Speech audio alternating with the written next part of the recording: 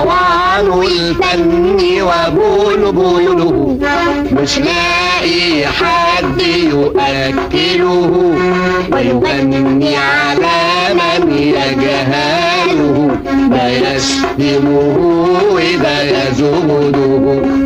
الناس بلاش أن تسمعه، وكفاه الفن يشبعه، ويعز الفن ويرفعه، والفن يشيل ويهبده ويغني. السلام عليكم يا أهل الدار. عايز يا راجل يا حمار. كنت أريد بعض الدنانير لأشتري بها الشراويل. أما إحنا شحاتين ومحتاجين. يا لكم من متسولين. هيا اذهب إلى الجحيم. مرحبا أيتها الخنزيرة. عايز إيه يا زريبة؟ كنت أريد الزواج من أختك الكبيرة. ده متجوزة ومعاه رانيا وسكينة. ده أنتوا عيلة منيلة ب60 نيلة. طب غور يا ابن اللذينة. السلام عليكم ورحمة الله وبركاته. وعليكم السلام ورحمة الله وبركاته. كيف حالك أيتها الحقيرة؟ يا دي النيلة، ده انت شكلك عامل زي حسب الله اللي في راية وسكينة. أين المستر العين؟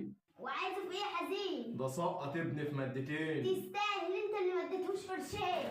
انتي بدأتيها ملكش قعد فيها، سيبي أمل وحنان. انت شتمت امي، شدتني من كمي، وقطعت لي الفستان.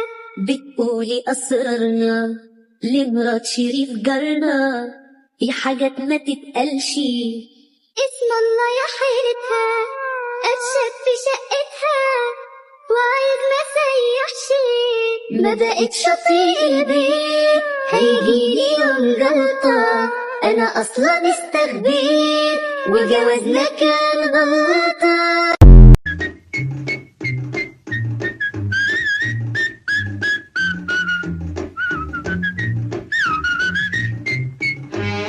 شوف يا عزيزي وشوف يا حبيبي، ادي نصيبك وادي نصيبي. شوف يا عزيزي وشوف يا حبيبي، ادي نصيبك وادي نصيبي.